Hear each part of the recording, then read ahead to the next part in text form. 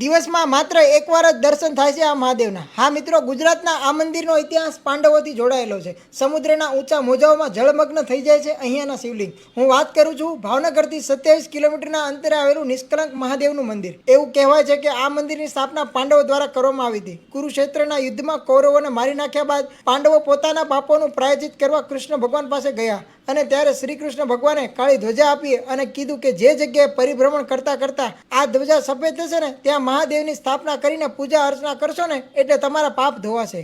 ત્યારે પાંડવો આ જગ્યા ઉપર પહોંચ્યા હતા અને આ જગ્યાએ ધ્વજા સફેદ થઈ અને ત્યારથી આ જગ્યા નિષ્કલંક મહાદેવ તરીકે ઓળખાય છે।